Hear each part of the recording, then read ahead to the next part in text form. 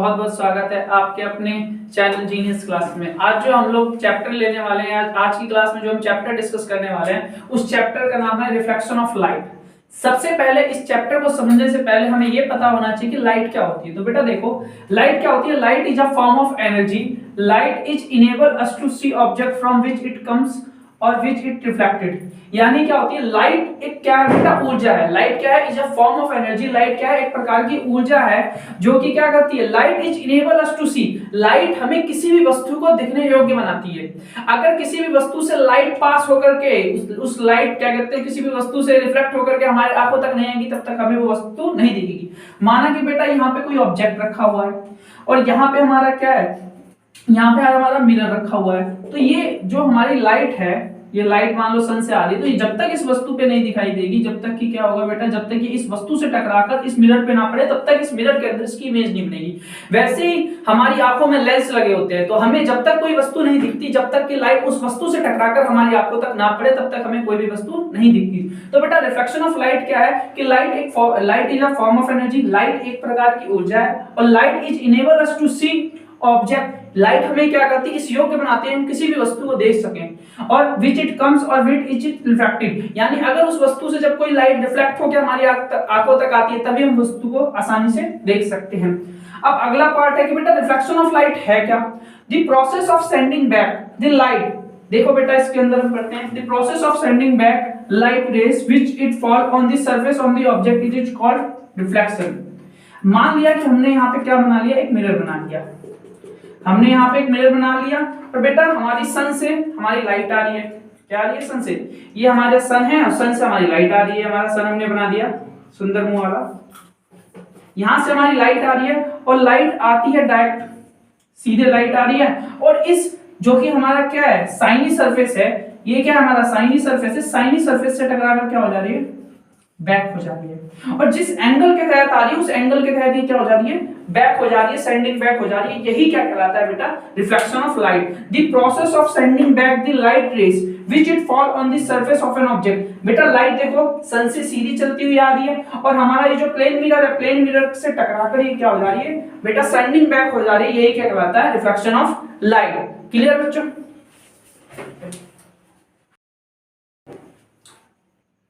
बेटा चलो क्या कहते हैं, अब हम अपने अगले टॉपिक की ओर चलते हैं कि बेटा हम पढ़ने वाले लॉ ऑफ रिफ्लेक्शन, यानी बेटा परावर्तन के नियम। देखो सबसे पहली बात, परावर्तन से हमें देखो, मान लिया कि हमारे पास एक क्या है बेटा, प्लेन मिरर है। हमने यहाँ पे क्या बना लिया बेटा, एक प्लेन मिरर।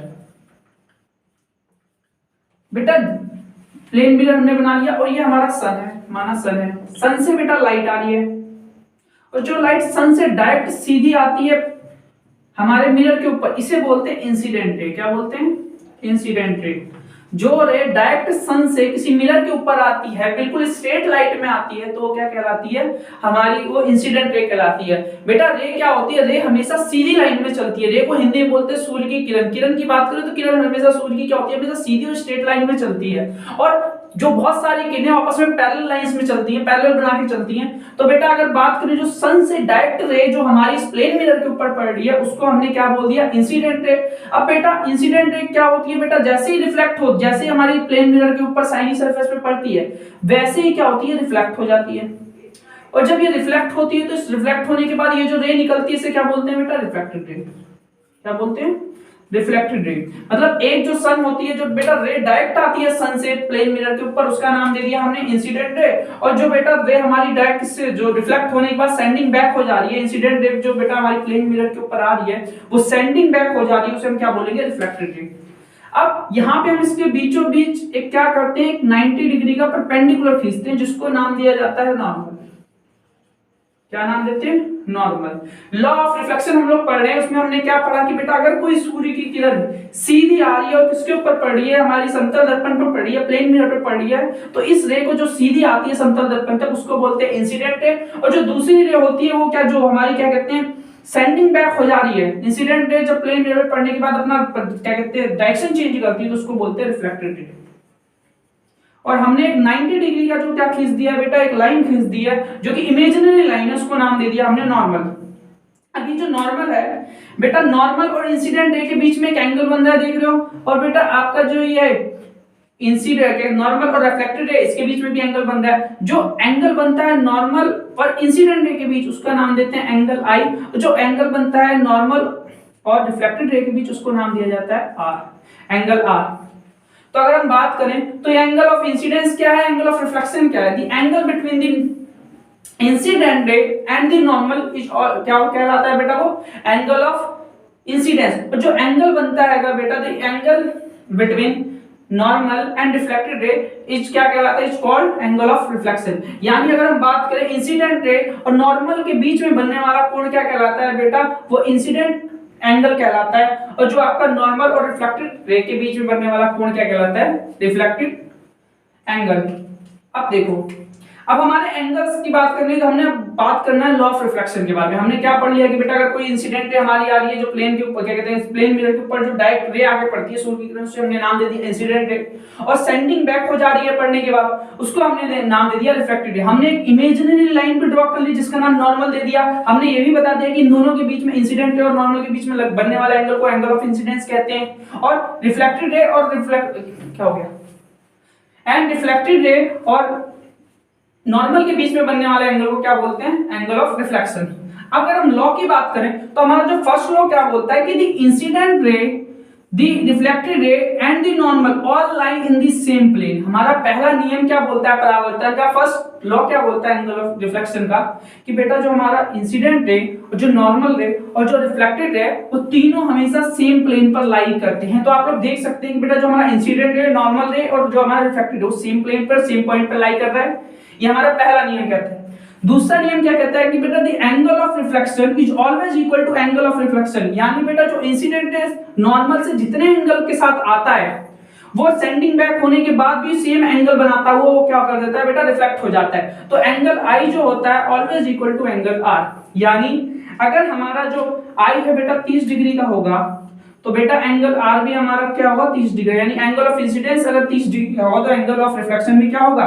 30 डिग्री का। और बेटा एक तीसरा पॉइंट भी है कि a ray of light which is incident normally. अगर बेटा मान लिया कि हमारी सूर्य की किरण बेटा पहले तो इंसिडेंट रे से आ रही है, अगर कोई सूर्य की किरण डायरेक्ट नॉर्मल से होती हुई जाएगी तब क्या होगा बेटा? अगर कोई सूर्य की किरण, कोई प्रकाश किरण, कोई लाइट रे नॉर्मल होती हुई जाती है, परपेंडिकुलरली जाती है, नॉर्मल से होती है, तो बेटा जिस पथ से जाती है उसी पथ पर क्या होती है? वो वापस चली जाती है। यानी अगर कोई सूर्य की किरण इस रास्ते से जाएगी तो इस रास्ते पे वापस चली जाएगी बेटा। यानी a ray of light which is incident normally, अगर कोई प्रकाश किरण, अगर कोई लाइट रे नॉर्मल से होती हुई जाती है, क्या नॉर्मल से होती हुई हमारी प्लेन मिरर में पड़ती है, तो क्या होती है?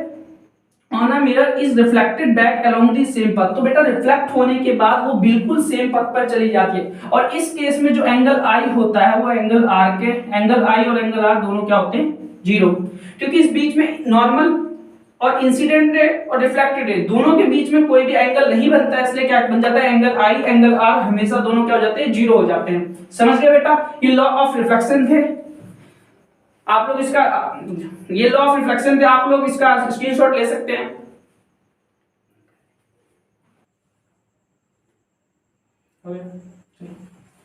देखो अब हम पढ़ेंगे इमेज के बारे में। देखो बेटा इमेज क्या होती है? Image is an optical appearance produced when light ray coming from an object are reflected from a mirror or refracted through a lens।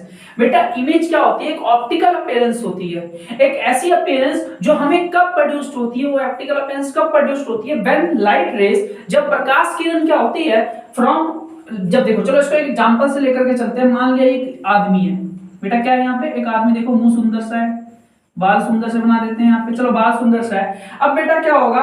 ये क्या होगा? इमेज हमारी कब फॉर्म होगी? यहाँ पे हमने कोई प्रकाश, यहाँ पे हमने कोई मिरर रख दिया है और यहाँ पे लाइट है। बेटा देखो जब तक लाइट रेस इस आदमी से टकराकर, जब तक लाइट रेस इस आदमी से टकराकर इस मिरर पर नहीं पड़ेगी तब तक क्या होगा बेटा? इमेज हमें दिखेगी नहीं, इस व्यक्ति की इमेज इस मिरर में हमें नजर नहीं आएगी। तो क्या बोला बेटा? इमेज एक ऑप्टिकल अपीयरेंस होता है। इमेज क्या होता है बेटा? एक ऑप्टिकल अपीयरेंस प्रोड्यूस्ड, कब प्रोड्यूस होता है? When light ray coming from an object, जब लाइट रे किसी ऑब्जेक्ट या किसी वस्तु या किसी आदमी से बेटा जब क्या होता है? हो करके क्या जाता है? Are reflected from a mirror, जब आदमी उस वस्तु से होकर के, एक व्यक्ति से होकर के किसके ऊपर रिफ्लेक्ट हो बेटा, मिरर के ऊपर रिफ्लेक्ट हो, तब क्या होती है इस व्यक्ति की इमेज कहां पे बनेगी बेटा, यहाँ पीछे बनेगी। तो आपकी इमेज क्या होती है, image is an optical appearance produced when light, जब कब प्रोड्यूस होती है, जब light rays coming from an object, जब लाइट रेज किसी ऑब्जेक्ट से होते हुए जाती है, are reflected from a mirror, और मिरर से किसी मिरर से रिफ्लेक्ट हो जाती है, तब उस व्यक्ति की इमेज कहां बन जाती है बेटा, पीछे बन जाती है। और ये बेटा रिफ्लेक्टेड थ्रू अ लेंस, और रिफ्लेक्शन के अंदर भी बेटा, आप रिफ्लेक्शन के अंदर भी हमारा जो लेंस पे इमेज बनती है वो भी इसी प्रकार से बनती है।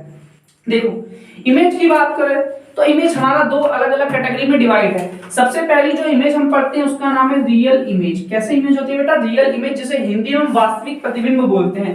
रियल इमेज देखो बच्चों क्या होती है बेटा, रियल इमेज वो होती है जो इमेज हम लोग कहां पे प्राप्त कर सकते हैं, सिनेमा स्क्रीन में। The image which can be obtained on a screen is called real image, यानी वह प्रतिबिंब जिसे हम किस पे, सिनेमा की स्क्रीन पर प्राप्त कर पाए उसे हम क्या बोलते हैं बेटा, real image. The image which can be obtained on a screen is called real image. अगर एग्जांपल की बात करें तो जो सिनेमा हॉल पे आप लोग जाते हो वो बेटा रियल इमेज होती है, आप लोग जो मोबाइल पे देखते हो वो भी रियल इमेज होती है। क्लियर? तो ये सारी जो इमेज आप मोबाइल, लैपटॉप, जितनी इमेजेस आप वीडियोस वगैरह यूट्यूब वगैरह देखते हो सारी रियल इमेजेस हैं। क्यों? क्योंकि बेटा सारी किसके ऊपर आ रही है बेटा, सिनेमा स्क्रीन या किसी स्क्रीन के ऊपर बनती नजर आ रही है, तो ये क्या बनेगी बेटा, real image. The image which can be obtained on a screen is called real image. अब बेटा वर्चुअल इमेज क्या है बेटा, वर्चुअल इमेज कौन सी है, जिसे आप स्क्रीन पर प्राप्त नहीं कर सकते, यानी आप लोग स्क्रीन पर प्राप्त नहीं कर सकते, उसे हम क्या बोलते हैं, वर्चुअल इमेज। चलो हम वर्चुअल इमेज के बारे में आगे पढ़ते हैं, पहला इसका स्क्रीनशॉट ले लीजिए।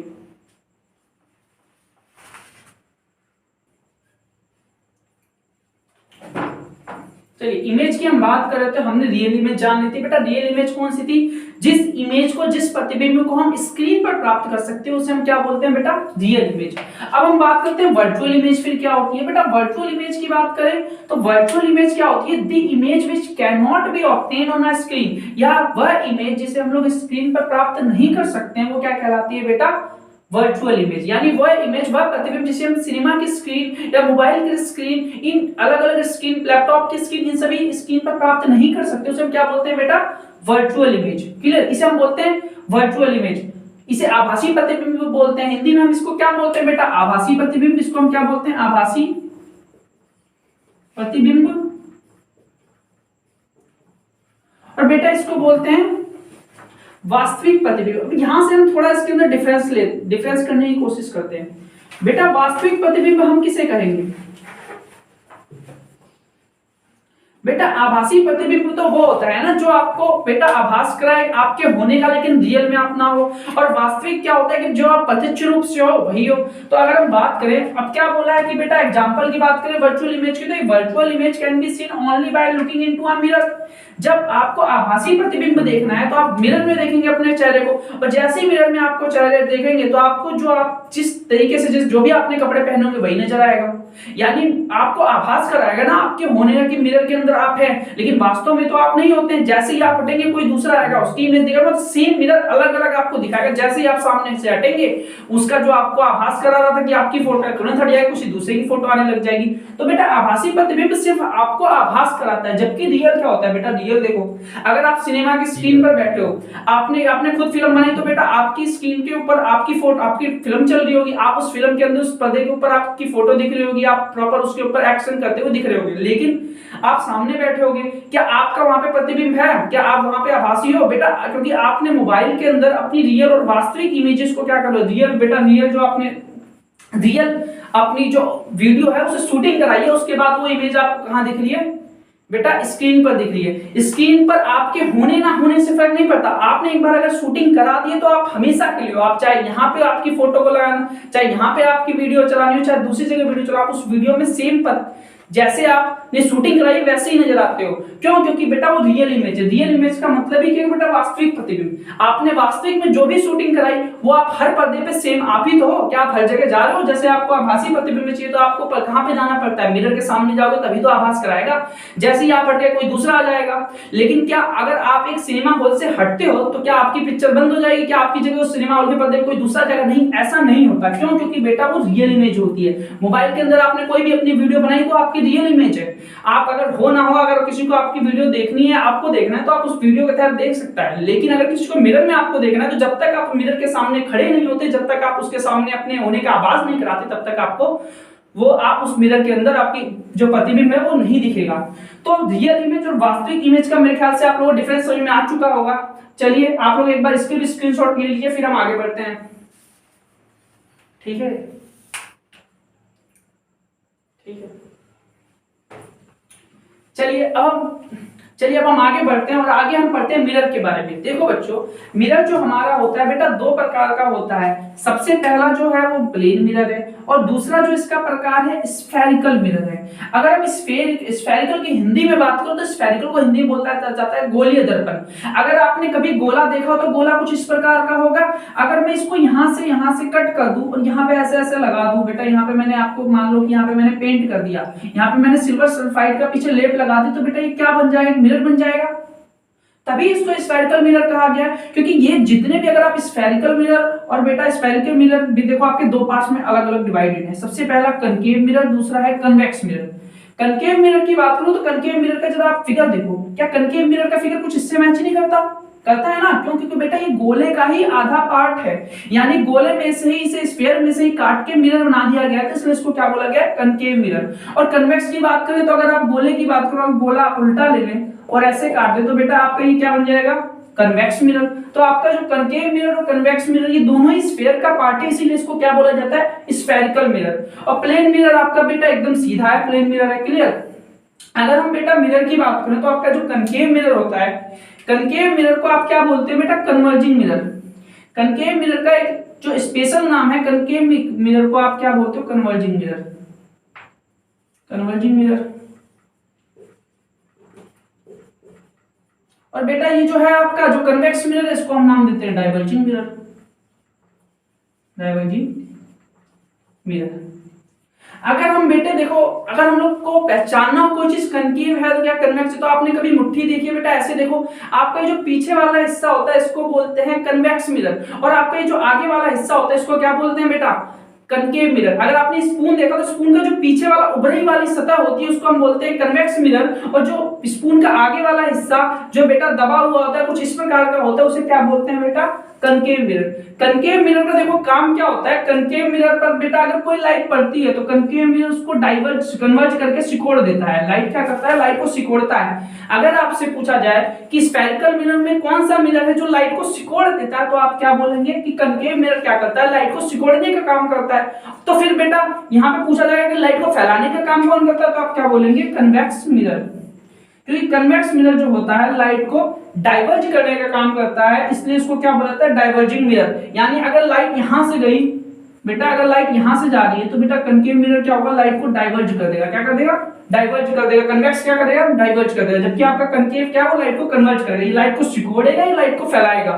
दोनों में ये डिफरेंस है, दोनों ही किसके पार्ट है बेटा, स्फेरिकल मिरर के। क्लियर? तो आपके जो मिरर होते हैं वो वास्तव में दो प्रकार में डिवाइड है। सबसे पहला प्लेन मिरर, दूसरा स्फेरिकल मिरर। स्फेरिकल मिरर बेटा, क्योंकि स्फेरिकल मिरर भी फर्दर दो पार्ट्स में डिवाइड है, सबसे पहले कनकेव मिरर, दूसरा कन्वेक्स मिरर। इसको स्फेरिकल मिरर क्यों कहा गया, क्योंकि बेटा ये स्फीयर का ही पार्ट है। अगर आप इस वाले हिस्से को देखोगे तो ये भी एक स्फीयर का टुकड़ा नजर आता है और ये भी एक स्फीयर का टुकड़ा नजर आता है। देखो जो कनकेव मिरर है, अगर हम बात करें तो उसको कन्वर्जिंग मिरर बोला जाता है। कन्वर्जिंग मिरर इसलिए बोला जाता है क्योंकि लाइट को सिकोड़ने का काम करता है। दूसरा कन्वेक्स मिरर क्या करता है, लाइट को फैलाने का काम करता है। आप इसका स्क्रीनशॉट लीजिए। कर दिया। देखो बेटा, स्फेरिकल मिरर की बात करते हैं। Spherical mirror is that mirror whose reflecting surface is the part of hollow sphere of a glass। अगर हम बात करें स्फेरिकल मिरर की, तो स्फेरिकल मिरर क्या होता है, स्फेरिकल मिरर की बात करें तो spherical mirror is that the mirror, spherical mirror बेटा एक मिरर होता है whose reflecting surface, जो उसका परावर्तक सतह होती है, जो रिफ्लेक्टिंग सरफेस होती है, वो किसका पार्ट होती है, होलो स्फीयर की। मैंने अभी आपको बताया था कि बेटा एक गोला है, गोले को अगर मैं इधर से इधर काट दूं, यहाँ पे ऐसे लाइन बना दूं और यहाँ पे ऐसे लाइन बना दूं, तो बेटा ये तो बन जाएगा कनकेव मिरर और ये बन जाएगा कन्वेक्स मिरर। यानी ये आपका क्या बन जाता है, ये कनकेव मिरर और ये क्या बन जाएगा बेटा, कन्वेक्स मिरर। आप देख सकते हैं कि हमने क्या किया, होलो स्फीयर लिया, होलो स्फीयर के बीच में हमने ऐसे कट लगाया, तो यहां से एक जो मिरर बनके तैयार होता है उसका नाम है कनकेव मिरर, और जो दूसरा होलो स्फीयर हमारा तैयार होता है आधा, उसको हम क्या बोल सकते हैं, कन्वेक्स मिरर। क्लियर? यहाँ पे जो बनेगा इसके पीछे यहाँ पे अगर हमने सिल्वर सल्फाइड की क्या लगा दी लेप, तो बेटा ये क्या बन जाता है, कन्वेक्स मिरर। क्लियर? आपको समझ में अगर मिरर आपका क्या है, स्फेरिकल मिरर। बेटा मिरर जो होता है वो रिफ्लेक्टिंग सरफेस कौन सा होता है, वो पार्ट होता है होलोस्फेयर का। क्लियर? अगर हम कनकेव मिरर की बात करें तो देखो, एक concave mirror is that spherical mirror in which, एक कनकेव मिरर क्या होता है, इज दैट स्फेरिकल मिरर। बेटा ये भी एक स्फेरिकल मिरर है जिसके अंदर in which reflecting of light, बेटा इनके अंदर रिफ्लेक्शन कहां पे होता है, in which reflecting of light take place at the concave surface. ये जो इसका कनकेव सरफेस है ना बेटा, देख सकते हो ये हमारा क्या कनकेव मिरर, इसका जो ये कनकेव सरफेस है, अगर लाइट यहां से जाएगी तो यहां से रिफ्लेक्ट होगी, यानी जो इसका रिफ्लेक्टिंग सरफेस है वो बेटा कौन सा है, कनकेव वाला जो हमारा सरफेस है, जो अंदर से झुका हुआ होता है, अंदर से क्या होता है, बेंट होता है, जो है मुड़ा हुआ होता है, उसको क्या बोलते हैं बेटा, कनकेव मिरर का सरफेस। तो बेटा इस सरफेस से क्या होता है बेटा, इसका रिफ्लेक्शन होता है। Concave mirror is that mirror, concave mirror वो मिरर होता है इन विच जिसके अंदर reflecting surface, reflecting of light take place, जो उसके अंदर रिफ्लेक्शन होता है वो किस जगह होता है, एट द कनकेव सरफेस, इसके ऊपर concave surface. It is a converging mirror, और इसको क्या बोला जाता है, कन्वर्जिंग मिरर। आपको मैंने पहले ही बता दिया है कि कन्वर्जिंग मिरर से क्यों बोलते हैं, क्योंकि बेटा ये लाइट को सिकोड़ने का काम क्या करता है, किस चीज का काम है बेटा, ये लाइट को सिकोड़ने का काम। क्लियर? अब देखो, अब इसके अंदर बेटा अगर हमको प्रतिबिंब बनाना है तो प्रतिबिंब के लिए हमें कुछ जो बेसिक जानकारियां होती है वो हमारे पास होनी जरूरी है। इसके लिए हमारी जो बेसिक जानकारी है उसको देखो। अगर मैं बात करूं, ये हमारा कनकेव मिरर है, आपको पता है कि स्फीयर, तो स्फीयर के बीच में कोई ना कोई रेडियस होगा। क्लियर? तो ये वाला जो पॉइंट रेडियस है इसको बोला जाता है सेंटर ऑफ कर्वेचर, यानी इस होलो स्फीयर जो कि पार्ट है बेटा, ये जो आपका कनकेव मिरर जो कि पार्ट है होलो स्फीयर का, इसका जो रेडियस होता है वो क्या कहलाता है, सेंटर ऑफ कर्वेचर। क्लियर? तो radius of the spherical mirror is called the centre of curvature. हमने एक डेफिनेशन भी इसकी बनाने की, the radius of the spherical mirror is called centre of curvature. इस स्फेरिकल मिरर का जो रेडियस होगा क्या बनेगा बेटा, वो सेंटर ऑफ कर्वेचर बन रहा है। अगर बात करें फोकल लेंथ क्या है बेटा, आपको पता है जो ध्रुव होता है जहां से इस पॉइंट को हम स्टार्ट करते हैं, जो स्फेरिकल मिरर के एक पॉइंट को टच करता है, इसको बोलते हैं पोल, हिंदी में इसको बोलते हैं ध्रुव। क्लियर?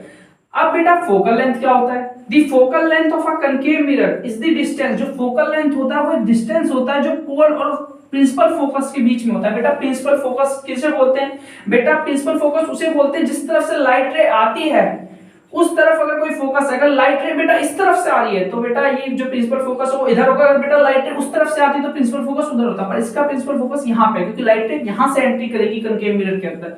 तो हम बात करते हैं फोकल लेंथ है क्या, focal length of a concave mirror is the distance between its pole and principal focus. जो फोकल लेंथ है वो क्या होती है बेटा, ये जो फोकल लेंथ है इसको क्या बोलेंगे, ये जो फोकल लेंथ है बेटा ये डिस्टेंस होता है जो कि पोल और फोकस के बीच का, जो प्रिंसिपल फोकस के बीच का जो डिस्टेंस होता है इसको हम क्या बोलते हैं बेटा, फोकल लेंथ। क्लियर? अब हम आगे बात करते हैं ये जो सेंटर, ये जो प्रिंसिपल एक्सिस है, प्रिंसिपल एक्सिस क्या है, the straight line passing through the centre. बेटा अगर हमारी एक स्ट्रेट लाइन हमने सेंटर से पास करते हुए क्या करते हैं, एक straight line passing through the centre of curvature and pole of a spherical mirror is called its principal axis. बेटा अनंत से आने वाली एक रेखा जो कि इसके सेंटर ऑफ कर्वेचर और बेटा फोकल लेंथ और पोल से होती हुई जाती है, मतलब सेंटर ऑफ कर्वेचर और फोकस से होती हुई जाती है पोल के ऊपर, इसको हम क्या बोलते हैं, प्रिंसिपल एक्सिस। यानी इंफिनिटी से आने वाली एक इमेजिनरी लाइन जो कि बेटा प्रिंसिपल एक्सिस कहलाती है, जो कि सेंटर ऑफ कर्वेचर से और फोकल लेंथ से होती हुई पोल की तरफ जाती है, इसको हम क्या बोलते हैं, फोकल क्या प्रिंसिपल एक्सिस। एक बार फिर से समझ लेते हैं प्रिंसिपल एक्सिस। प्रिंसिपल एक्सिस वो रेखा है जो कि बेटा अनंत से आ रही है, इंफिनिटी से आ रही है, सेंटर ऑफ कर्व एकदम सीधी आएगी और सेंटर ऑफ कर्वेचर और फोकल लेंथ से होती हुई प्रिंसिपल पोल तक जाती है, इसको हम क्या बोलते हैं बेटा, प्रिंसिपल एक्सिस। बेटा आप सभी को ये बात समझ में आ चुकी है, फिर भी आप सभी को ये बातें समझ में आ चुकी है, आप इसका स्क्रीनशॉट ले लें थोड़े समय के लिए, जल्दी से आप इसका स्क्रीनशॉट लीजिए।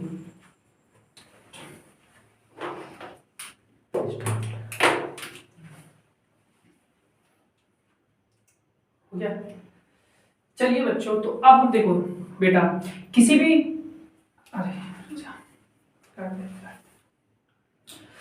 देखो बच्चों किसी भी इमेज को बनाने के लिए कुछ रूल्स होते हैं, बिना रूल्स के हम किसी भी इमेज को बना नहीं सकते। जैसे मैथ में किसी भी क्वेश्चन को सॉल्व करने के लिए कुछ फॉर्मूले पहले से ही दिए गए हुए हैं, वैसे ही आपकी जो बेटा साइंस है, साइंस के अंदर भी जो आपकी इमेज फॉर्मेशन के लिए कुछ नियम बनाए हुए हैं, हमें उस नियम को सबसे पहले जानना होगा, फिर ही हम किसी चीज का इमेज बना सकते हैं। तो देखिए सबसे पहले इमेज की बात करूं, rules for obtaining image form by concave mirror. देखो सबसे पहला रूल हमारा क्या बोलता है इमेज फॉर्मेशन का, कि बेटा अगर कोई रे of light which is parallel to the principal axis concave mirror passes through its focus। बेटा अगर कोई प्रकाश किरण, अगर कोई लाइट रे एकदम बेटा प्रिंसिपल एक्सिस के पैरेलल जाती है और तो बेटा जो कनकेव सरफेस से टकराने के बाद किस रास्ते चली जाती है बेटा, फोकस से होती हुई जाती है। किस रास्ते होती जाती है बेटा, फोकस से होती हुई जाती है। यानी अगर कोई प्रकाश किरण किससे होती हुई जाएगी, प्रिंसिपल एक्सिस से एकदम बिल्कुल पैरेलल होती हुई कहां पे जाएगी बेटा, आपके इस कनकेव मिरर के ऊपर। तो कनकेव मिरर को टकराने के बाद वो लाइन कहां से होती हुई जाएगी, फोकस से होती हुई जाएगी। आपका पहला रूल बोलता है। दूसरा रूल क्या बोलता है, ए रे ऑफ लाइट। बेटा अगर कोई प्रकाश किरण आपकी कैसे जाएगी बेटा, सेंटर ऑफ कर्वेचर से होती हुई जाएगी। तब क्या होगा देखो, अगर कोई प्रकाश किरण सेंटर ऑफ कर्वेचर से होती हुई जाती है तो बेटा जिस रास्ते से वो जाती है ना, जिस रास्ते पे वो जाएगी उसी रास्ते पे वो वापस हो जाएगी। यहाँ पे प्रकाश किरण ऐसे गई तो रिफ्लेक्शन के बाद वो कहां पे जा रही है, फोकस से। और इस वाले केस में क्या हो रहा है, इस वाले रूल में क्या हो रहा है, अगर कोई प्रकाश किरण, अगर कोई लाइट रे बेटा सेंटर ऑफ कर्वेचर से होती हुई जाती है तो सेम पथ पर वापस लौट जाती है। क्लियर। हमारा जो तीसरा रूल है वो ये कहता है कि अगर कोई प्रकाश किरण, अगर कोई लाइट रे बेटा आपकी फोकस से होती ही नहीं बेटा पोल से होती हुई जाती है। अगर कोई लाइट रे पोल से होती ही जाती है तो बेटा सेम एंगल बनाती है, वो क्या हो जाती है, रिफ्लेक्ट हो जाती है। यानी angle I equal to angle R। बेटा आपका जो अगर कोई लाइट रे बेटा पोल से होती हुई जाती है, अगर कोई लाइट रे इंसिडेंट होती है पोल के ऊपर तो आफ्टर रिफ्लेक्शन वो सेम एंगल बनाती हुई क्या होती है बेटा, रिफ्लेक्ट होती है प्रिंसिपल एक्सिस के साथ। अगर कोई लाइट रे बेटा क्या होती है, पोल से होती जाती है तो आफ्टर रिफ्लेक्शन प्रिंसिपल एक्सिस के साथ क्या होती है, सेम एंगल बनाते हुए क्या होती है बेटा, रिफ्लेक्ट होती है। आपका जो चौथा रूल है देखो, चौथा रूल आपका क्या बोलता है कि a ray of light which is incident at the focus. अगर कोई रे आपकी क्या होती है, फोकस से होती हुई जाती है, ये फोकस से होती गई तो बेटा एकदम ये पैरेलल हो जाती है। आफ्टर रिफ्लेक्शन क्या हो जाता है बेटा, इसमें पैरेलल हो जाता है। चलो एक बार फिर हम दोहराते हैं। देखो अगर हम बात करें, जो हमारा सबसे पहला रूल क्या बोलता है कि ए रे ऑफ लाइट, एक प्रकाश की किरण विच इज पैरेलल, जो कि इस प्रिंसिपल एक्सिस के पैरेलल जा रही है, to the principal axis of a concave mirror. और बेटा किसके ऊपर जा रही है बेटा, ये क्या कहते हैं बेटा, कनकेव मिरर के ऊपर जा रही है। और जैसे ही कनकेव मिरर से टकराएगी तो आफ्टर रिफ्लेक्शन किससे होती हुई जाएगी बेटा, फोकस से होती हुई जाएगी। कहां से जाएगी, फोकस से।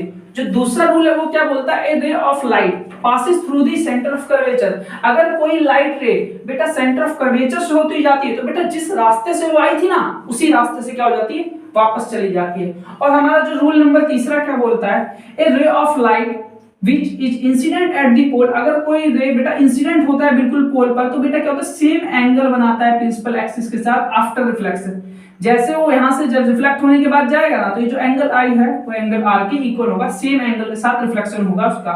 और हमारा चौथा रूल क्या बोलता है कि a ray of light which is incident at the focus, कि अगर कोई रे ऑफ लाइट है बेटा, प्रकाश की किरण है, वो फोकस से होती हुई जा रही है किसके ऊपर बेटा, आपके कनकेव मिरर के ऊपर। तो बेटा ये क्या होगा, कनकेव मिरर के ऊपर जब जाएगी तो बेटा एकदम पैरेलल चली जाएगी आफ्टर रिफ्लेक्शन, किसके बेटा, प्रिंसिपल एक्सिस के एकदम पैरेलल जाती है। ये वाली लाइन क्या हो जाती है, प्रिंसिपल एक्सिस के पैरेलल चली जाती है। हमारा पहला रूल बेटा क्या बोलता है कि हमारी अगर कोई लाइट रे बेटा क्या होती है बेटा, पैरेलल जाती है तो आफ्टर रिफ्लेक्शन वो किसके होती हुई जाती है, फोकस से होती हुई जाती है। अगर कोई लाइट रे हमारे सेंटर ऑफ कर्वेचर से जाती है तो सेम पथ पर वापस लौट जाती है। और तीसरा रूल हमें क्या बोलता है कि बेटा अगर कोई लाइट रे इंसिडेंट होती है पोल के ऊपर तो आफ्टर रिफ्लेक्शन सेम एंगल बनाते हुए प्रिंसिपल एक्सिस के साथ रिफ्लेक्शन हो जाता है उसका। और चौथा रूल क्या बोलता है कि अगर कोई लाइट रे आपकी फोकस से होती हुई जाती है तो आफ्टर रिफ्लेक्शन वो क्या होगी